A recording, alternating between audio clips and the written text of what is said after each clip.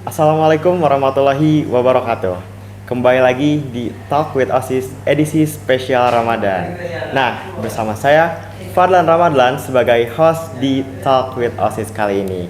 Dan tentunya saya juga tidak akan sendiri. Nah, saya juga punya partner saya atau narasumber saya, yaitu Ustadz Ruli. Nah, mungkin untuk keberlanjutannya silahkan memperkenalkan diri dulu Ustadz. Assalamualaikum Ustadz. Waalaikumsalam warahmatullahi wabarakatuh. Baik, terima kasih Fadlan. Nama Ruli Herdiansyah di SMA Al-Mutakin sebagai guru PAI sekaligus sebagai koordinator eskul ekstrakurikuler. Alhamdulillah pada kesempatan siang hari ini kita bisa berkumpul berjumpa. Terima kasih Fadlan, silahkan dilanjutkan. Nah, mungkin itu beberapa cuplikan mengenai bio profile mengenai Ustadz Ruli Herdiansyah.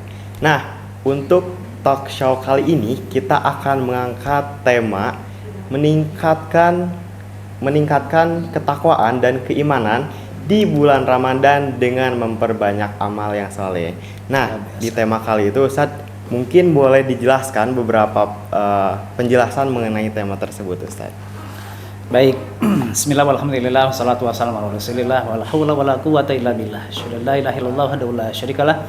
Asyhadu anna Muhammadan abduhu wa rasuluh. Allahumma shalli wa sallim wa barik ala nabiyyina Muhammadin wa ala alihi wa ashabihi wa man tabi'ahum bi ihsan ila yaumiddin. Alhamdulillah kembali sekali lagi kita bersyukur kepada Allah Subhanahu wa taala siang hari ini di bulan yang agung ini kita dikumpulkan oleh Allah Subhanahu wa taala dalam rangka untuk menunjukkan pengabdian kita sebagai hamba Allah Subhanahu wa taala, khususnya pada momentum Ramadan ada satu ibadah yang khusus yaitu saum Ramadan selama sebulan penuh. Ya. Mungkin ini adalah menginjak bahkan sudah lebih mungkin dari setengahnya perjalanannya gitu ya kayaknya. Baik, terkait dengan judul tadi, khonifillah mungkin Allah Subhanahu wa taala kita mungkin bahkan sudah hafal surat Al-Baqarah ayat yang ke-183. A'udzubillahi minasyaitonirrajim. Ya ayyuhalladzina amanu kutiba alaikumusiyam kama kutiba alal ladzina min qablikum la'allakum tattaqun. Artinya pun insyaallah khonifillah sudah tahu semuanya, karena biasanya kalau tausiah tentang Ramadan itu tidak hanya dimulai ketika Ramadan saja, tetapi juga di luar Ramadan, sebelum Ramadan pun seminggu, 2 minggu, bahkan sebulan sebelum Ramadan gaung saum Ramadan itu sudah mulai terdengar. Semakin dekat ke Ramadan semakin hangat, di dalam Ramadan lebih hangat lagi. Khanifillah mungkin Allah Subhanahu wa taala berangkat dari surat Al-Baqarah ayat yang ke-183 tadi. Tujuan daripada Ramadan saum kutiba alaikumusiyam siam atau saum itu adalah di akhir Allah sebutkan la'allakum tattaqun, agar kita menjadi orang-orang yang bertakwa. Kenapa demikian? Karena takwa itu adalah satu kata yang termasuk paling penting di dalam agama kita. Ya. Mungkin kita pernah juga memeriksa beberapa ayat yang lain. Allah kemudian di dalam ayat-ayat yang lain Allah mensyariatkan berbagai macam ibadah, tujuan akhirnya adalah takwa. Misal di dalam firman Allah Subhanahu wa taala yang lain, a'udzubillahi minasyaitonirrajim, la yanalallahu luhumuha wala dimauha walakin yanaluhu taqwa minkum. Ayat ini tentang kurban, Fadlan. Ayat ini tentang kurban. Allah tidak sekali-kali menerima daging-dagingnya, kemudian darah-darah yang dialirkan dari hewan-hewan kurban yang dikurbankan oleh kaum muslimin. Bukan itu yang Allah terimanya, tetapi yang Allah terimanya adalah takwanya. Yang Allah terima itu. Kemudian juga di dalam ayat yang lain, ya, a'udzubillahi minasyaitonirrajim, i'dilu huwa aqrabu littaqwa. Ya. Adillah kalian, bersikap adillah kalian, kata Allah Subhanahu wa taala, huwa aqrabu littaqwa. Dengan adil pun akan menggapai seseorang kepada derajat takwa. Belum lagi di dalam ayat yang lain. A'udzubillahi minasyaitonirrajim dalam Al-Baqarah, ya ayuhan nasu ubudu rabbakumul ladzi khalaqakum wal ladzina min qablikum la'allakum tattaqun. Secara umum Allah memerintahkan ibadah kepada kita semuanya, la'allakum tattaqun, agar kita bertakwa. Jadi ini umum, termasuk saumnya, sholatnya, zakatnya, puasanya dan lain sebagainya. Tujuan akhirnya adalah agar kita untuk bertakwa. Bahkan dalam ayat yang lain adanya hukum qisas sekalipun di dalam Islam, tujuannya adalah agar kita mencapai derajat takwa. Begitu pentingnya takwa di dalam Islam. Satu, orang yang paling mulia di hadapan Allah adalah orang yang bertakwa. Inna akramakum indallahi atqakum. Kemudian yang lainnya, perbekalan yang paling baik pun adalah ketakwaan. Wa tazawwadu fa inna khairaz zadit taqwa. Kata Allah Subhanahu wa taala, berbekalah kalian karena sebaik-baik bekal adalah ketakwaan. Ya. Belum lagi mungkin ayat-ayat yang lainnya, baju yang terbaik adalah baju takwa dan lain sebagainya. Nah, itulah pentingnya takwa, dan tentu takwa ini adalah akan memberikan buah hasil ya kepada pemiliknya. Siapapun yang dikehendaki oleh Allah Subhanahu wa taala, baik di dunia maupun nanti di akhirat. Kalau di akhirat jelasnya apa? Surga kan? Jannah Allah Subhanahu wa taala. Kalau di dunia juga Allah akan memberikan sesuatu yang tidak diberikan kepada orang yang tidak bertakwa. Apa misalkan? Di dalam firman Allah Subhanahu wa taala, "Wa may yattaqillaha yaj'al lahu makhraja wa yarzuqhu min haitsu la yahtasib." Kata Allah Subhanahu wa taala, barang siapa yang bertakwa kepada Allah Subhanahu wa taala, maka Allah akan memberikan jalan keluar dari setiap problematika yang dihadapinya. Tidak hanya itu, bahkan Allah juga akan memberikan rizki dari arah yang tidak disangka-sangka kepada orang yang bertakwa. Ya. Nah, itu di dunia. Itu pun mungkin baru satu ya dari surat At-Tolak dan sebagainya, juga ada dicantumkan tentang buah atau hasil dari seorang yang berhasil mencapai derajat takwa di hadapan Allah Subhanahu wa taala. Memang tidak ada parameternya karena hanya Allah Subhanahu wa taala yang berhak untuk menilainya. Kadang-kala di hadapan manusia nilainya mungkin baik, tapi belum tentu di hadapan Allah Subhanahu wa taala juga baik. Ya. Nah, takwa ini juga adalah sebagai harga kita yang harus kita persiapkan untuk membeli yang dipunyai oleh Allah. Apa yang dipunyai oleh Allah? Surga lagi. Kan ya, tadi sudah disampaikan. Satu dalam surat Ali Imran ayat yang ke-133. A'udzubillahi minasyaitonirrajim. Wasari'u ila magfiratin min rabbikum wa jannatin arduhas samawati wal ardu iddat lil muttaqin. Tuhnya. Wasari'u, dan bersegeralah kalian semuanya ya kepada ampunan Allah Subhanahu wa taala dan surganya yang luasnya adalah langit dan bumi. Surga Allah Subhanahu wa taala. Iddat, disiapkan oleh Allah Subhanahu wa taala surga itu lil muttaqin, bagi orang-orang yang bertakwa. Ya. Belum lagi hadis Nabi sallallahu alaihi wasallam. Rasulullah bersabda, ala inna sil'atallahi ghaliyah, ala inna sil'atallahi hiyal jannah. Ya. Ketahuilah Allah itu punya barang dagangan, sil'ah, ya, yang itu adalah mahal. Ala inna sil'atallahi ghaliyah, ketahuilah Allah punya barang dagangan yang mahal. Ya. Apa barang dagangan Allah Subhanahu wa taala? Barang dagangan Allah Subhanahu wa taala itu adalah al-jannah. Ala inna sil'atallahi al-jannah. Barang dagangan Allah Subhanahu wa taala itu adalah surga. Tapi ada yang harus kita persiapkan, harganya mahal. Harganya adalah amal solih. Harganya adalah ketakwaan. Takwa itu meliputi dua secara substansinya, adalah menjalankan perintah Allah Subhanahu wa taala kan, ya, baik yang wajib maupun yang sunnah perintah Allah itu kan. Yang kedua adalah menjauhi larangan Allah Subhanahu wa taala, baik yang haram maupun yang makruh. Nah, itu adalah untuk mencapai derajat takwa tadi.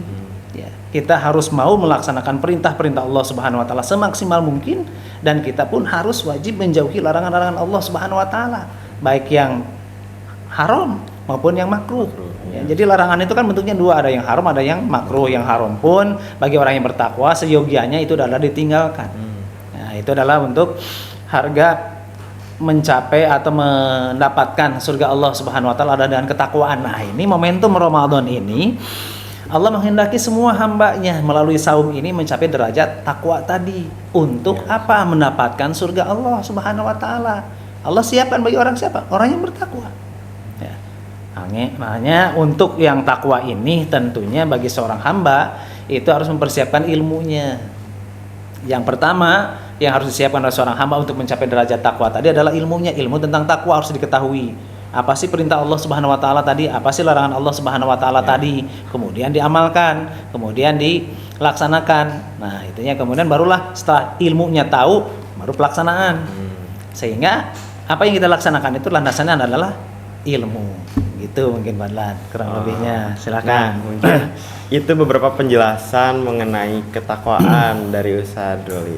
Nah, kita juga relate gitu, mempunyai beberapa pertanyaan mengenai tentang ketakwaan ini. Nah, langsung aja ke pertanyaan yang pertama. Oh ya, boleh. Itu boleh, tuh ayo. bagaimana caranya istiqomah bertakwa di bulan Ramadan. Nah, kayak anak muda tuh kayak biasanya tuh takwa-takwanya tuh ada di awalan aja gitu Ustadz. Nah, gimana sih biar kita tuh istiqomah sampai nanti akhir bulan Ramadan kayak gitu Ustadz. Ya, terima kasih pertanyaan yang sangat baik. Istiqomah itu bukan satu hal yang mudah. Ya, betul. memang sulit. Iya. Maka tadi disampaikan di awal-awal saja kan kesininya makin menurun. Iya. Bisa dilihat di masjid kita masing-masing. Mungkin ketika awal kita Ramadan, tarawih itu banyak. Betul Ya. Ustadz. Diakui atau tidaknya itu sudah mulai berkurang kan Iya. begitu. Itu memang menunjukkan diantaranya istiqomah itu adalah berat.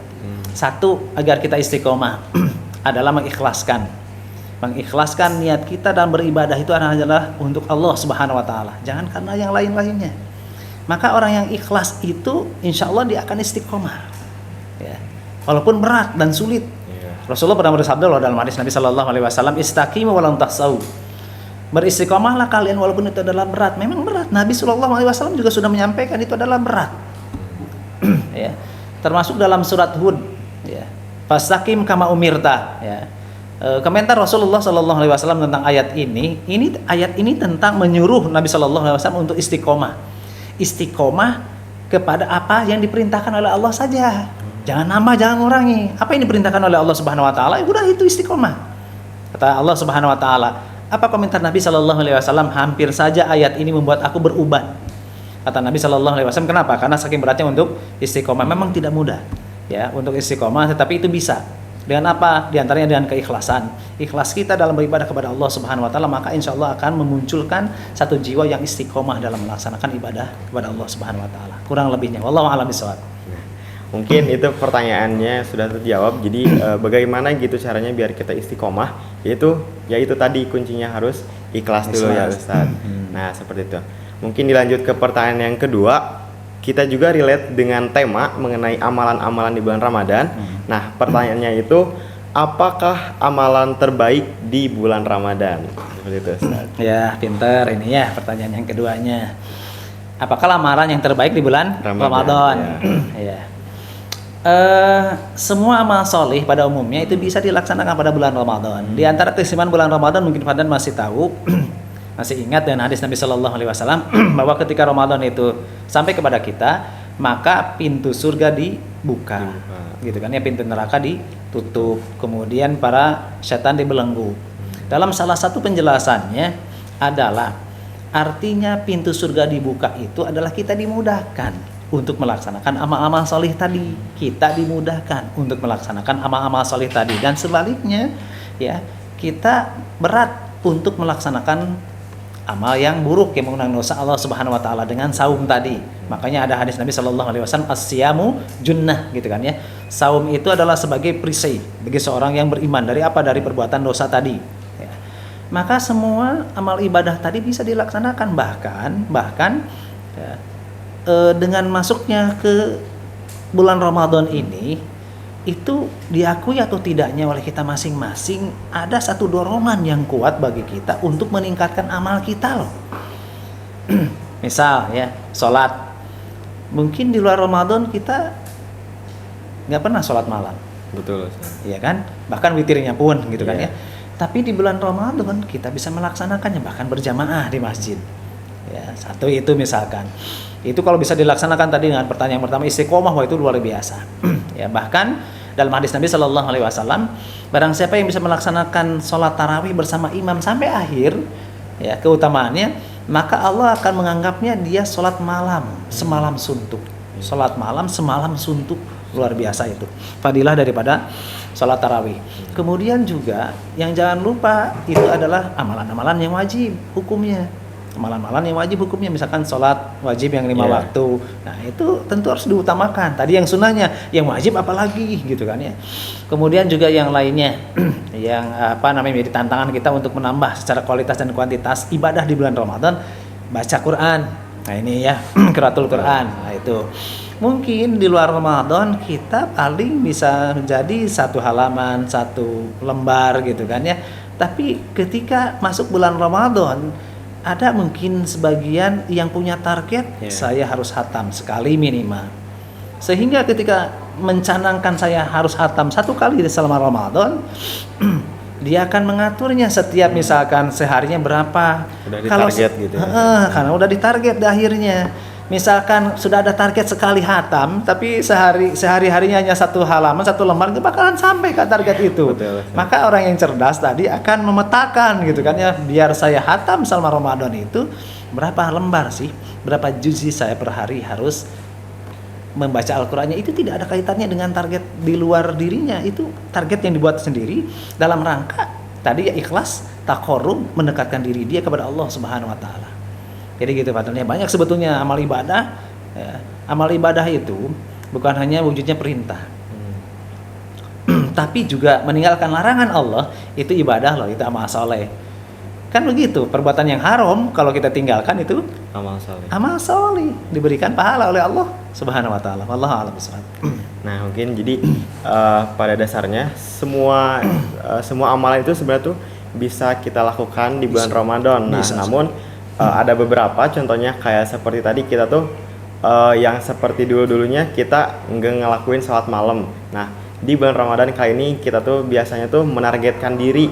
Contohnya dalam bulan bukan hanya dengan dari segi sholat aja ya Ustaz, mungkin dari tadi seperti tadarus, mungkin bisa hafal hataman juga mungkin ya Ustaz, hataman seperti itu. Nah untuk pertanyaan selanjutnya Ustaz, ini sedikit melenceng dari tema. Nah mungkin ini lebih ke bisa aja anak-anak muda atau teman-teman yang lain pun pastinya biasanya relate gitu sama mereka tersendiri Ustaz. Nah pertanyaannya itu bagaimana hukum tidur sepanjang hari? Nah itu Ustaz bagaimana? Hukum apa? Tidur hukumnya apa? Tidur mungkin hukumnya wajib ya Ustaz. Karena itu juga buat ya seperti itu mungkin ya. Kembali dulu ke hukum tidurnya kan. Tidur itu hukum awalnya adalah mubah. Boleh aja kan sebetulnya. Tapi dalam usul fikih gitu kan ya, bisa jadi hukum itu menjadi berubah. Dari mubah misalkan menjadi sunnah gitu kan ya. Atau sebaliknya, dari mubah menjadi makruh atau bahkan haram. Nah, yang ditanyakan tadi gitu kan ya. Seperti juga dalam ayat firman Allah tentang makan kan, kulu washrabu wala tusrifu innallaha la yuhibbul musrifin. Makan pun hukum awalnya adalah mubah. Ya. Tetapi kalau itu dilakukan berlebihan, ya, kalau itu dilakukan berlebihan, innallaha la yuhibbul musrifin. La tusrifu innallaha la yuhibbul. Janganlah berlebih-lebihan karena Allah tidak suka dan orang yang berlebih-lebihan. Sama juga dengan tidur. Tidur itu hukum awalnya adalah boleh, tapi kalau dilakukan secara berlebihan maka itu akan menjadi makruh bahkan haram. Gitu Pak. Nah, jadi teman-teman tidur itu boleh ya, namun dengan jangan terlalu berlebihan ya Ustaz. Nah, itu pun juga bukan hanya untuk tidur gitu. Apapun juga hal seperti contoh yang kecil itu jangan berlebihan. Nah, lanjut ke pertanyaan selanjutnya. Tadi itu kan mengenai tentang makruh atau mubah ya Ustaz. Nah, sekarang mungkin ada beberapa orang juga yang kebingungan. Aku tuh udah puasa Ustaz selama 1 bulan. Nah tapi aku nggak tahu apa aja sih nanti puasa yang diterima sama Allah Subhanahu Wa Taala. Jadi kayak apa saja tanda-tanda puasa yang diterima oleh Allah Subhanahu Wa Taala kayak gitu Ustaz. Baik. Seorang yang shaim insyaallah juga membekali ilmunya tadi dengan ilmu tentang saum ya dia. Dia tahu pembatal saum. Pembatal saum ya. Jadi kalau dalam materi semateren itu ada pembatal lahiriah, ada pembatal batiniah. Nah, pembatal saum itu diantaranya makan minum yang masuk ke dalam tubuh kita. Yang masuk ke dalam tubuh kita itu akan membatalkan saum, makan minum, kemudian muntah secara sengaja dan lain sebagainya. Tapi juga ada yang perbuatan sumbernya yang bisa mengurangi pahala puasa kita. Mungkin kita tidak makan dan minum, tetapi pahala puasa berkurang. Kenapa? Apa yang menyebabkan pahala puasa kita berkurang? Ya perbuatan dosa kita. Puasa tapi masih suka bohong, Iya. puasa suka mengurangi timbangan, puasa suka mengingkari janji gitu ya, dan lain sebagainya. Nah, kalau seorang shaim mampu menjaga hal-hal tadi dari membatalkan secara lahiriah puasa maupun dari yang akan mengurangi pahala puasa, maka insya Allah mudah-mudahan, tapi tidak bisa memastikan gitu ya dalam pembahasan tentang akidah Islamiyah. Tidak boleh kita memastikan bahwa apa yang kita sudah lakukan, ibadah yang sudah kita lakukan pasti diterima oleh Allah, itu tidak boleh. Kita hanya bisa berharap. Nah, itu ya roja ya di dalam Islam itu. Kita hanya bisa berharap mudah-mudahan amal ibadah yang kita lakukan, yang kita sudah semaksimal mungkin memperhatikan syarat dan rukunnya gitu kan ya. Hal-hal yang akan membatalkan puasa, hal-hal yang akan mengurangi pahala puasa sudah kita perhatikan, sudah kita jauhi, sudah kita jaga. Mudah-mudahan saum kita diterima oleh Allah Subhanahu wa taala. Allahu a'lam. Jadi sedikit lagi dirangkum, jadi teman-teman itu sebisa mungkin maksimalin gitu apapun yang penting kebaikan ya Ustaz, maksimalin insya Allah itu tuh mungkin Allah juga pasti bukan menerima lagi, pasti insya Allah bakal diterima, mungkin apalagi dicatat di sisi Allah SWT mungkin berapa pahalanya. Nah, masuk ke pertanyaan terakhir Ustaz. Terakhir ya? Ya, insya Allah terakhir nih. Dicatat sama mereka terakhir. Ya, terakhir. Ada juga yang bertanya, bagaimana hukumnya orang yang berpuasa tapi tidak sholat? Bagaimana itu Ustaz? Oke, pertanyaan yang lumayan ini. Ya, bagaimana hukumnya yang orang berpuasa tapi meninggalkan sholat? Begitu ya. Ada satu kaidah dari Umar bin Khattab. Kalau tidak salah bunyinya begini, man doya as-sholat wa masih wa dzalika anji. Beliau mengatakan seperti itu. Kita tahu Umar bin Khattab adalah khalifah yang kedua dan orang yang terbaik di sisi Allah Subhanahu wa taala yang kedua setelah Abu Bakar As-Siddiq. Artinya apa yang beliau sampaikan itu adalah satu hal yang berbobot, bukan pepesan kosong semata. Beliau pernah menyampaikan, man doya as-sholat wa masih wa dzalika anji. Barang siapa yang meninggalkan sholat, maka pada ibadah selain sholat dia lebih dulu meninggalkannya. Nah, berarti sholat itu adalah amal ibadah yang terakhir yang akan ditinggalkan oleh umat Rasulullah Sallallahu Alaihi Wasallam. Memang di dalam hadis yang lain begitu. Jadi kalau sholat itu sudah tidak dilakukan oleh seseorang, maka insya Allah dalam ibadah yang lainnya dia sudah lebih dulu meninggalkannya. Kalaupun ada gitu kan, kalaupun ada orang yang shaim tapi sudah meninggalkan sholat, kalau dia sengaja meninggalkan sholatnya, itu sudah dosa yang besar. Bahkan dalam sebuah hadis Nabi Sallallahu Alaihi Wasallam, al-ahdu bainana wa bainal kufri tarkus sholat, faman tarakaha faqad kafara, kata Rasulullah Sallallahu Alaihi Wasallam. Pembeda antara orang Islam dan orang di luar Islam itu adalah sholatnya. Barang siapa yang meninggalkan sholat, maka dia sudah keluar dari Islam. Kalau orang sengaja meninggalkan sholat bukan karena udzur sakit misalkan gitu kan ya, atau mungkin udzur yang lainnya yang diterima oleh syariat, maka dia sudah bukan orang Islam lagi. Jadi kalaupun dia berpuasa Tidak sah. Buat apa lagi, nggak akan diterima oleh Allah Subhanahu Wa Taala. Kenapa? Karena dia sudah meninggalkan sholat tadi. Dan kaidahnya tadi biasanya kalau orang sudah meninggalkan sholat, maka dalam amal ibadah yang lainnya dia sudah lebih dulu meninggalkannya. Allahu a'lam. Insya Allah teman-teman. Nah, mungkin itu beberapa pertanyaan dan juga jawaban dari Ustadz yang mungkin insya Allah bisa menjawab pertanyaan teman-teman semua. Nah, setelah ini mungkin dicukupkan sesi talk show kali ini Ustadz. Sebelumnya saya juga berterima kasih karena saya juga dapat beberapa pesan dan inspirasi dari Ustadz, mungkin buat seluruh penonton juga menambah inspirasi juga mungkin Ustadz seperti itu. Bukan hanya tentang pengetahuan, jadi mungkin tentang keagamaan juga, apalagi tentang Ramadan, tentang saum. Tentunya kita sangat-sangat relate. Nah, seperti itu Ustadz. Nah, mungkin Ustadz dicukupkan sekian talkshow kali ini. Terima kasih Ustadz telah menjadi narasumber pada talkshow kali ini. Fadlan cukupkan sekian. Billahi taufiq wal hidayah. Wassalamualaikum warahmatullahi wabarakatuh. Waalaikumsalam warahmatullahi wabarakatuh.